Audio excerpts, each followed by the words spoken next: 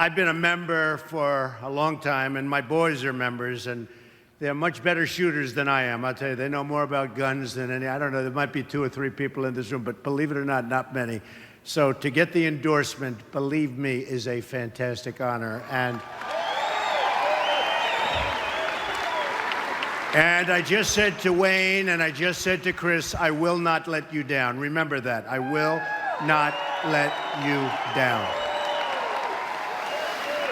And, you know, I wrote a few remarks, and I'm going to actually read them because we go into a little detail, but I will tell you that Hillary Clinton, and, you know, I call her Crooked Hillary because all you have to do is read any newspaper you want, but Hillary Clinton wants to abolish the Second Amendment. Just remember that. We're not talking about change it. She wants to abolish the Second Amendment. So we're not going to let that happen. I can tell you that right now. We're going to preserve it. We're going to cherish it. We're going to take care of it, okay? You know, they keep chipping away. They talk about the magazines. They talk about the bullets. We're going to take care of it. You know, a couple of things before I give you some more detailed remarks. I feel really happy with what's going on. You know, the Fox poll came out 3 days ago, and in the Fox poll, I'm leading Hillary 41-44. 44. And last night, Rasmussen, which is a highly respected poll, came out. Trump 42, Crooked Hillary Clinton 37. So we're doing well. Now, with all that, we have a long way to go. But if you get every one of your friends to go vote, because there's a big difference. You know, on a lot of the things, there's a difference, and some are subtle, some are big. And by the way, we're in Kentucky. We're going to put the miners back to work before I forget about that. We're going to put the miners. We just left, and I also won Kentucky, so I love Kentucky. I used to work in Cincinnati. For 2 summers, I worked in Cincinnati doing a job with my father, and I loved Cincinnati, and I'd come over the line, and I'd be in Kentucky. You'd be surprised how much I know about Kentucky. But it's an amazing place. But I said when I won New York, because we won New York in a landslide, and then Pennsylvania and Maryland, and we won everything. We were winning everything. We won Connecticut, Delaware, Rhode Island, and then we went to West Virginia, and boy, did I win. Did we do well in West Virginia? Wow. But all landslides. We won in all of the states I mentioned and more. Every single county in every single state. That's called a victory. And we won by massive percentages in the 60s and some in the 70s. And then, of course, we went to Indiana. As you know, that was going to be the firewall for the other side. And it turned out to be a massive victory for us again. It didn't hurt that Bobby Knight came out and said, I want Trump to win. That didn't hurt. If you're in Indiana and Bobby Knight endorses you, I guess that's about as good as it gets. So I just want to say that I've been watching what's going on, and I've been looking at airplanes getting blown up in the air and lots of bad things happening. It's just not the same, and we're going to bring it back, and we're going to bring it back to a real place where we don't have to be so frightened, where we don't have to be so afraid. And you know what's happening in the schools, and you know what's happening everywhere. We're going to bring it back, and you folks are going to be so happy, and you're going to be so proud of your country again. Just remember.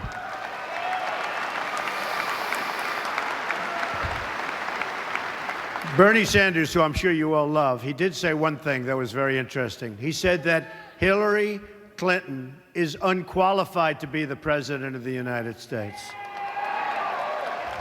And he said that, and it's just, you know, one of those things. He said she suffers from bad judgment, and she does. You look at so many of her decisions have been bad. So I think we're going to do really, really well, and I look forward to it. I actually look very forward to the debates. I've loved the debates. I don't know. I never debated before, and all of a sudden I have all these debates. And that was a big question mark in my mind. I mean, how will I do in debates? I'm debating people that were on their national debating teams and all of these top debaters, but they never had people interrupting them every other word they'd say. You're a liar, and they're trying to speak and they can't speak. You would have done the same. I know a lot of the audience. You would have done the same. So I just want to give this, and I want to really, it's so important to me. I wrote it down, and again, my sons have been members of the NRA for many, many years, and they're incredible. They have so many rifles and so many guns, sometimes even I get a little bit concerned. I said, that's a lot. Okay, but I will tell you, they know so much about it, and really they're surrogates. They go around and speak, and every time they speak to a gun organization or a club, people call me and they say, your boys are great boys, and boy, do they know their business. So it's one of those things, and that's the way we want it. And, you know, I mention so often, we talk about Paris, or we talk about San Bernardino, and nobody had guns. You know, Paris is probably in the world the toughest place to have a gun. The toughest. France generally, but Paris in particular. And when these thugs walked in, thugs, you know, the press used to call them masterminds, right? The mastermind. We're looking, I said, that's why people are joining. That's why they're coming in, because they're using the word mastermind. Not mastermind, thugs. In fact, I called him the guy with the dirty cap. Remember the white cap? And it was filthy dirty. This was the mastermind. And actually, the press has stopped using the term. They're very dishonest people, among the most dishonest I've ever met, but they actually stopped using the term mastermind because they use that term, and then they wonder why our youth is going and fighting for ISIS. They don't even know what they're fighting for. But I think it's gotten a lot better from that standpoint. But if you look at Paris, 130 people killed, hundreds of people still in the hospital, just horribly wounded, can never be the same, horribly wounded. And these guys came in, boom, boom, you over here, boom, and they just stood there and just shot everybody. No guns on the other side, folks. If you would have had guns on the other side, if I took a couple of these folks in here, some especially wearing the red caps, Make America Great Again, I promise there wouldn't have been 130 people killed and hundreds of people lying in the hospital to this day. It might not have happened, because if they knew there were guns in the room, it might not have happened. But if it did, you would have had bullets going in the opposite direction, and believe me, the carnage would not have been the same by any stretch of the imagination.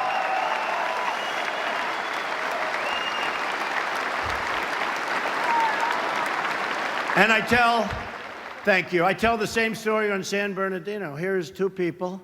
I guess she radicalized him. Who knows? Who knows? It's a mess. We're in a mess, folks, a mess.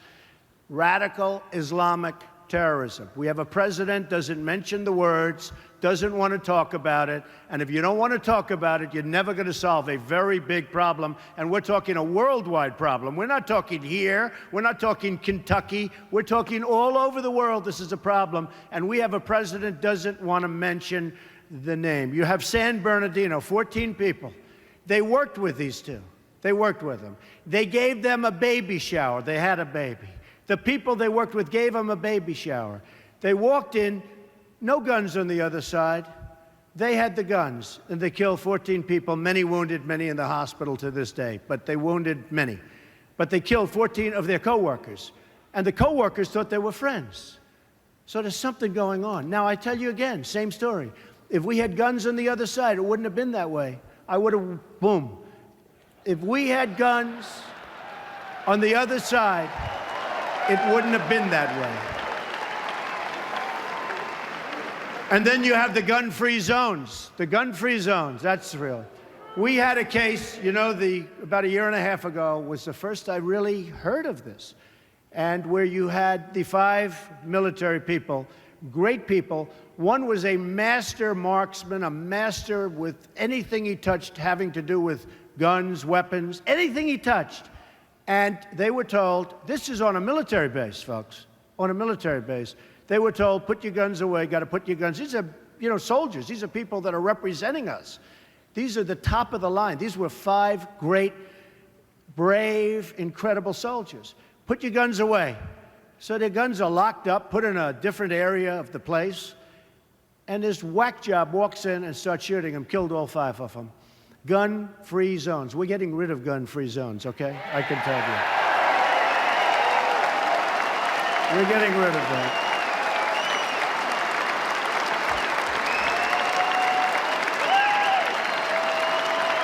Thank you. Thank you. That wasn't part of my speech. I must be honest with you. I don't know.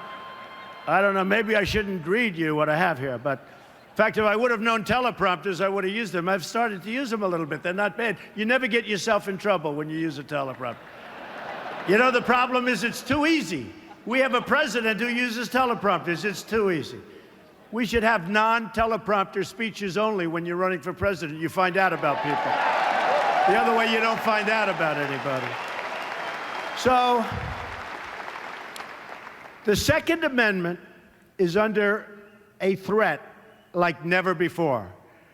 Crooked Hillary Clinton is the most anti-gun, anti-Second Amendment candidate ever to run for office. And as I said before, she wants to abolish the Second Amendment. She wants to take your guns away. She wants to abolish. Just remember that. The NRA and the late hero, and he was a great guy, Charlton Heston, who many of you knew. I met him a few times. He was an incredible guy. Did battle with the Clintons to protect our Second Amendment. The NRA has led the fight time and time again to protect our fundamental freedoms. This is an amazing group. I'll tell you, Chris and Wayne and all of the people, and I've gotten to know a lot of these are incredible people, and they really believe. This isn't like a job. They really, really believe. And we're all lucky to have people like that, I will tell you. Really lucky. Of course, if they didn't endorse me, maybe I wouldn't say that. I would. Hillary Clinton wants to reverse the Supreme Court decision, D.C. versus Heller, upholding the right to keep and bear arms. Hillary said the Supreme Court is wrong on the Second Amendment.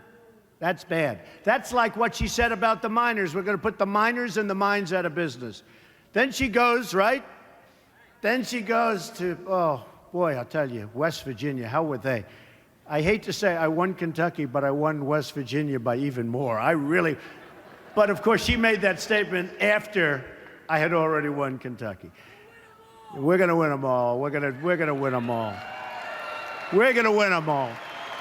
If Hillary gets to appoint her judges, and this is really important. Look, defense is number one. We have to protect our country. Defense, economy is all important. Everything's important. But without defense, we don't have a country. And our military, as you know, it's being decapitated. What they're doing to our military is incredible. I saw over the weekend a documentary on our great airmen. And these are people that are flying our jets, and they're running out of parts for our fighter jets. And these are fighter pilots. These are incredible men. And they're going to junkyards, plane graveyards, they call them, where the planes are. They're graveyards where the old planes. And they're taking parts off. They're cannibalizing the planes. They're taking parts off the planes, and they're putting them onto the jets. And I'm saying, is this the United States? Why don't we have new equipment? And a man got up, great guy, looked as good or better than Tom Cruise. And you know what I'm talking about, because that was a great movie. And he said, you know what? I've been in this for 20 years, and it used to be so incredible. And now it's like a different world. The equipment, the way it's maintained, everything. It's like a different world. And I just have to say, just to interrupt what I'm going to be talking about, I have to say, we're going to make our military bigger and better and stronger than ever before, and nobody is going to push us around. Nobody. Nobody.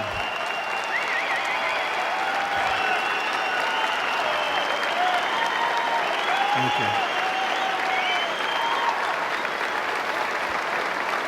And by the way, as part of that, we are going to take care of our great veterans, and I have to tell you, the proper way, the proper way.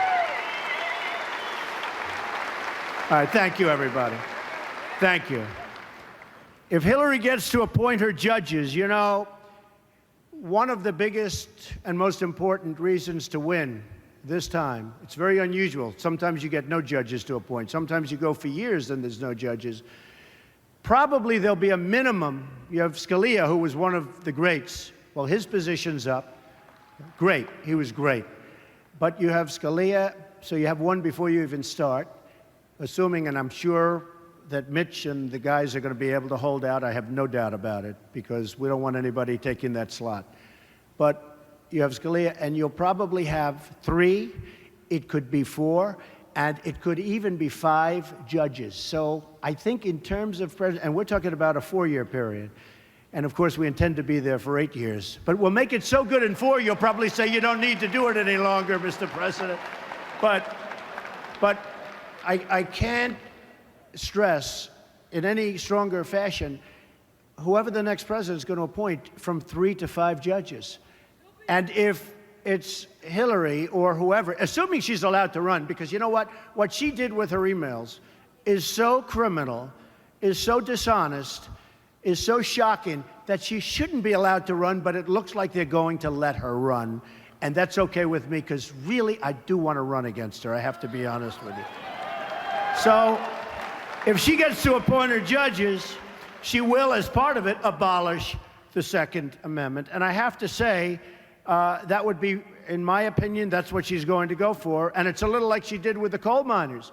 She said about, you know, she's going to put the coal miners, she's going to put the mines out of business. Then she went to West Virginia, and she said, oh, well, I tried to retract. You know, she tried to retract. It didn't work out too well for her. She got really beaten badly. Hillary wants to disarm vulnerable Americans in high-crime neighborhoods. Whether it's a young single mom in Florida or a grandmother in Ohio, Hillary wants them to be defenseless, wants to take away any chance they have of survival. And by the way, you have men and you have women sitting in an apartment, and outside is tremendous crime of all kinds, and they need to be protected. And you know the only way they're going to be able to protect themselves. And if you take that gun away from them, it's going to be a very unfair situation. And that's why we're going to call her Heartless Hillary. We can do without that. Somehow I like Crooked Hillary better. I put forth, and you probably saw it a few days ago, I put forth a list of judges who will protect and defend all of our freedoms, including the Second Amendment. The judges will follow the Constitution, and these were all highly vetted, the Federalist Society, Heritage, some great references from Jeff Sessions, a fantastic man, from Mitch, and from a whole group of people. And we put down 11. I'll be adding some additional names over a period of the next month or so, sometime prior to the convention. Hope you can all go to the convention. Hope you can come. And we're going to be putting some additional names in. I think you'll be very happy with them. But it's been reviewed incredibly well. People love these people. And I thought I'd do that because I really think it brings the party together. It really is going to, I mean, the effect it's had is incredible, because they weren't sure, will Trump appoint this one, that one? How will the judges be? Such an important thing. So I put together the list with some incredibly important organizations and highly respected, and everybody's really happy. You've seen we've gotten A+ reviews on that. Now, I'd like to call for Hillary Clinton to put together a list also, okay? Let her put together a list, because I'd like to see what that list consists of. And you will see it's day and night, okay? Day and night. And it will not be good for the people in this room. And it won't be good, by the way, for the people of our country, most importantly. So Americans use guns to defend themselves against violent crime more than 1 million times a year, okay? More than 1 million times a year. And they want to take them away. Heartless hypocrites like the Clintons want to take this, and they want to get rid of guns, and yet they have bodyguards that have guns. So I think that in addition to calling for them to name judges, we'll also call them and let their bodyguards immediately disarm, okay? No, they should immediately disarm. And let's see how good they do. Let's see how they feel walking around without their guns on their bodyguards. In the meantime, nobody else can have the guns, right? President Obama tried to take the guns from law-abiding Americans, but has reduced prosecutions of violent criminals who use guns. President Obama is even releasing violent criminals from the jails, including drug dealers and those with gun crimes. And they're being let go by the thousands, Many of these are also, I'm sure you're not going to be surprised to hear this, illegal immigrants. President Obama pushed for changes to sentencing laws that release thousands of dangerous drug trafficking felons and gang members who prey on civilians. And I want to tell you, I've really learned a lot about the border. In fact, 2 weeks ago, you probably saw 16,500 Border Patrol agents endorse Donald Trump. And we've gotten great endorsements. To have the endorsement from NRA today and to have the endorsement from the Border Patrol agents. And I was talking to them. These are incredible people that want to do their job. That's why they're endorsing me. They could just sort of, you know, they're told to stand back. Don't do it. They want to do their job. These are incredible people. It's the first time they've ever endorsed a presidential candidate, and 16,500. So I'm really honored by that. This is Hillary Clinton's agenda to release the violent criminals from jail. She wants them all released. She wants people released that you wouldn't want to walk on the street with, you wouldn't want to look at. And, you know, whether it's Kate in San Francisco, you see what happened there, or Jamil. I've become great friends with his father. Jamil was shot in the face 3 times by somebody that wasn't supposed to be here. Or, and I always say this because this was tragic, a 65-year-old veteran, a woman who was a great woman, raped, sodomized, and killed by an illegal immigrant, wasn't supposed to be here. We're going to straighten it out. And by the way, this doesn't have to do with guns per se, but maybe it has to do with a lot of other things. We're going to build a wall. It's going to be a great wall. We're going to have borders again. People are going to come into the country, but they're coming into the country legally, folks. They're coming in legally. We're going to keep our borders open, and I'll tell you, but they're going to be open when people come in legally. Now, Hillary wants to just keep them open. Anybody can come across, and that's what's been happening. And the crime is violent and a lot. And lots of other things are happening with the drugs pouring across. So she's putting the most vulnerable Americans in jeopardy, and this is a risk that we can no longer afford. We've had enough. I think we've had enough. Wouldn't you say we've had, like... In trying to overturn the Second Amendment, Hillary Clinton is telling everyone, and every woman living in a dangerous community, that she doesn't have the right to defend herself. So you have a woman living in a community, a rough community, a bad community, sorry, you can't defend yourself. That is so unfair, and that is so egregious. And I'll tell you what, my poll numbers with women are starting to go up. I never thought of it. This should really lift them up, right? Starting to go up. I will say, my poll numbers with men are through the roof. But I like women more than men. Come on, women, let's go. Come on. And most people know that about me.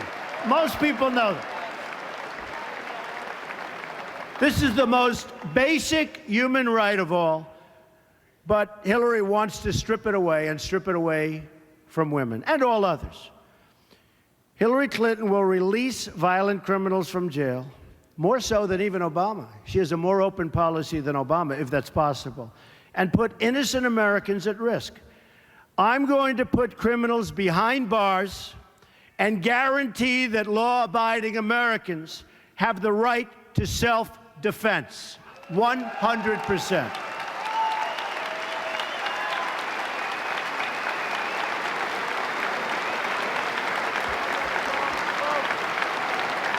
Thank you. Thank you. There are 13 million right-to-carry permit holders in the United States. I happen to be one of them. In the past, nobody knows that. Boy, would I surprise somebody if they hit Trump. If I wasn't surrounded by, like, the largest group of Secret Service people, who, by the way, are fantastic people, and our police are fantastic, fantastic people. We have to give a standing ovation to our police.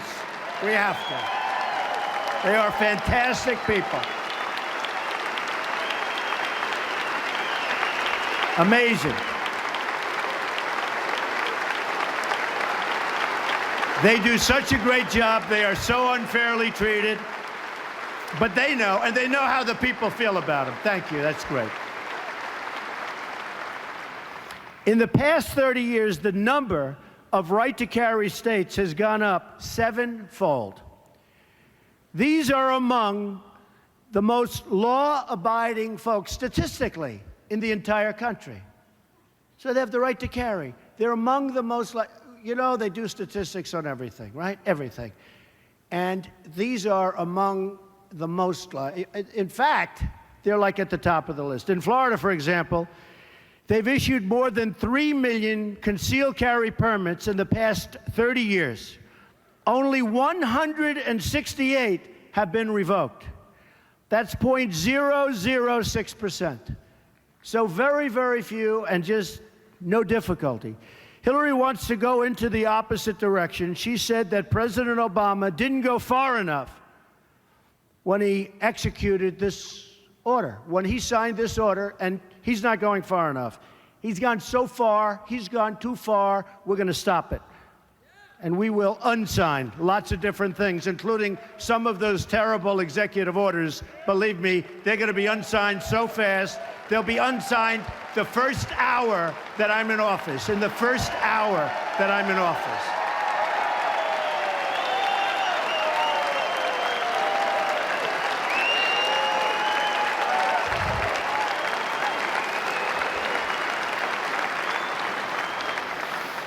Hillary's pledged to issue new anti-gun executive orders. You know that. This is the behavior, I mean, you could say of a dictator. This is the behavior of somebody, frankly, I think, that doesn't know what she's doing. She's not equipped to be president in so many different ways. But this is the thinking of a person that is not equipped to be the president of the United States. Believe me, she doesn't understand it. Bad judgment. We talk about it. She's got bad judgment. You know where it came from. Came from me. It also came from her current opponent, who's doing pretty well. I'll tell you, you talk about a rigged system. He wins every week, and he keeps losing. I think Bernie should run as an independent, okay? Let him run. I do. I would love him to run as an independent. Then it would be the three of us on stage. I love that. The Second Amendment is on the ballot in November. The only way to save our Second Amendment is to vote for a person that you all know named Donald Trump, okay? I will tell you. I will never let you down. I will protect our Second Amendment. I will protect our country. Our military will be strong. Our borders will be enforced. We'll get rid of Common Core, which is a disaster. We'll bring education local. So important. Our education is a mess. We're going to get rid of Obamacare. We're going to have a great, great plan as a substitute. Obamacare is out of control. The new costs, as you know, they're going to be revealed on November 1st. They are going to be through the roof. And by the way, don't let this happen. We'll have to speak to Mitch. Obama is trying to get it delayed till after the election. The new cost will be revealed on November 1st, unless he gets it changed, and we don't want that to happen. They will be so astronomical, and it'll show what a total failure and disaster Obamacare is. We will repeal it, and we will replace it with something great, okay? Believe me. We're going to have strong borders, and we're going to make the greatest trade deals. Every country worldwide, every country in the world is ripping off our great country like we're children, like taking candy from a baby. Our trade deals will be renegotiated. We won't be having trade deficits of $500 billion a year with China anymore, folks. They won't be taking our jobs out of here and Kentucky and lots of other places, every place. They won't be taking our jobs and bringing them into Mexico, like with Nabisco, where they leave Chicago, moving to Mexico, and so many other countries, companies. Carrier. You take a look at Carrier Air Conditioning. Just left Indiana. They're leaving Indiana. They're moving to Mexico. That's not happening with me, because when they make their air conditioners and they sell them across our now very strong border, believe me, they're going to pay a tax, and they're going to say, we're not moving to Mexico anymore. It's so simple. It's so simple. So we're going to have We're going to have great trade agreements. We're going to become a strong nation again. We're going to save our Social Security. We're going to save our Medicare. We're going to be so proud of this country. You're going to be proud of your president, but I don't care about that. You're going to be proud of your country again. And we're going to start winning again, because we don't win anymore. We never win. We don't win on trade. We don't win with the military. We can't beat ISIS. Believe me, we're going to knock the hell out of ISIS. We have no choice. We're going to knock the hell out of ISIS.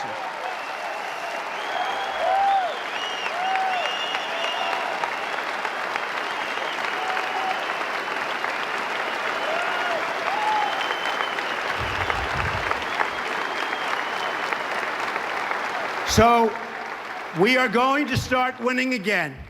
And I have fun saying it, and I say it a lot, but there's nothing better. And some of you have heard it. But we are going to win, win, win. We're going to win with military. We're going to win at the borders. We're going to win with trade. We're going to win at everything. And some of you are friends.